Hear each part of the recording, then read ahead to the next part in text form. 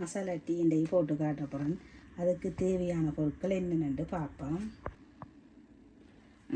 ஏலக்காய், அதாவது கராம்பூ பாருங்க, கராம்பூ. அடுத்தது ஏலக்காய், இது கருவாப்பட்டை, இது புதினாவும் இஞ்சியும். இந்த பொருட்களை என்ன செய்வோம், நாங்கள் இடிக்கணும். அப்போ நாங்கள் 2 பேருக்கு அளவாக டீ போடுறதுக்கு அளவாக எடுக்கிறோம். ஒரு 5 ஏலக்காய், கராம்பூ, பட்டை ஒரு துண்டு, இஞ்சி இவ்வளோத்தையும் போட்டு நல்லா இடிக்கணும்.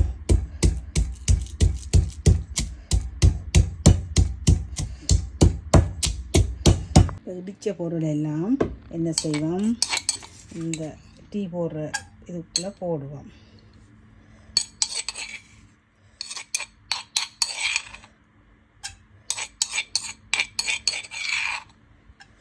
போட்டு 1/2 டம்ளர் தண்ணி ஊற்றி நன்கு சிம்மில் அடுப்பை வச்சு மெல்லிய தண்ணியில் கொதிக்க விடணும்.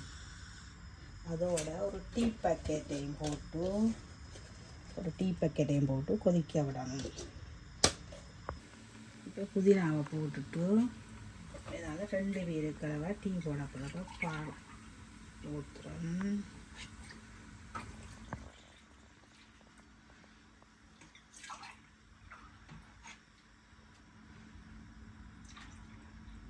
ஊற்றி கொதிக்க வைக்க வேண்டும். தேவை என்றால் சுகர் கொஞ்சம் போடலாம். போட்டு நன்கு கொதிக்க விட வேண்டும். இந்த அடுப்பை சிம்மில் வச்சு நன்றாக கொதிக்க விடுங்க. இந்த கொதிக்க வந்த போது அடுப்பை பண்ணினதும் அதில் வாசனைகள், அதில் ஏலம் கருவாடை ஸ்மெல் நன்கு வரும். அதன் பின் இறக்கி பரிமாறவும்.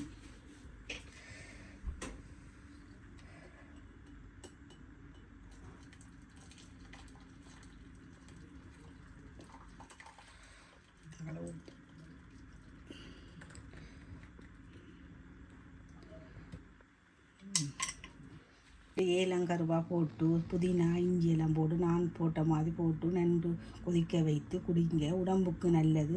கெட்ட கொலஸ்ட்ரால் இருக்கலாம். நல்ல சாமான்.